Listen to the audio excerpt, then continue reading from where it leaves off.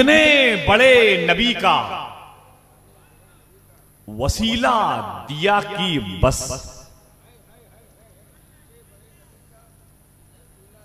इतने बड़े नबी का वसीला दिया कि बस, यूं मिसले बर्क अर्श पे पहुंची दुआ की बस। इतने बड़े नबी का वसीला दिया कि बस। मैं कुछ देर में आया और मैं बगैर कुछ खाए पिए आ गया। जाहिर से बात है कि देर में आने की सजा तो मिलनी ही चाहिए, है कि नहीं?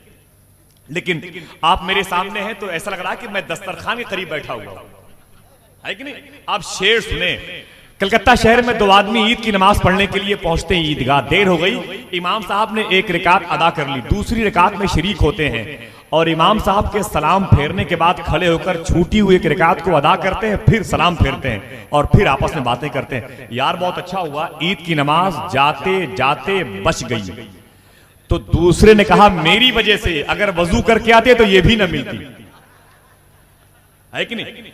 तो बिल्कुल इस वक्त थोड़ी सी जो परेशानी कहीं से हुई है वो कसरते सामईन की वजह से, है कि नहीं?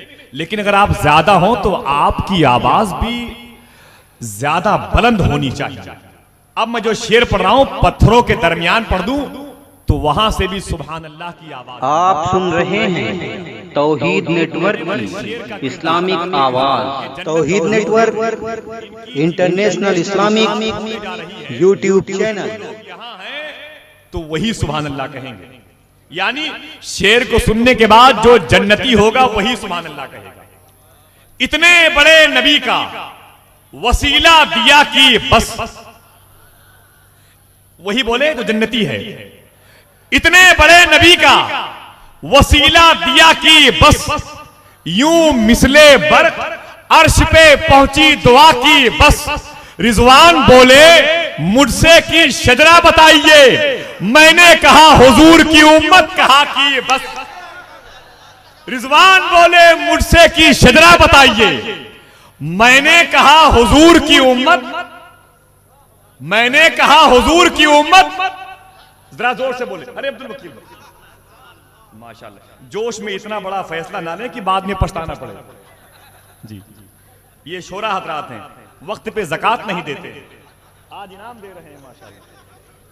बहुत बहुत शुक्रिया दोस्तों को। अच्छे शेर पर कभी आप खामोश नहीं देख सकते। जरा अपने हाथों को उठा के बोल दें सुभान अल्लाह, जरा जोर से बोलें और मोहब्बत के साथ बस। इतने बड़े नबी का वसीला दिया कि बस, यूं मिसले बर्क अर्श पे पहुंची दुआ की बस। रिजवान बोले मुझसे की शजरा बताइए, मैंने कहा हुजूर की उम्मत कहा कि बस। मैंने कहा हुजूर की उम्मत कहा कि बस। ये कौन है? यही तो रसूले करीम हैं जिनको नबी बना के खुदा ने कहा कि बस।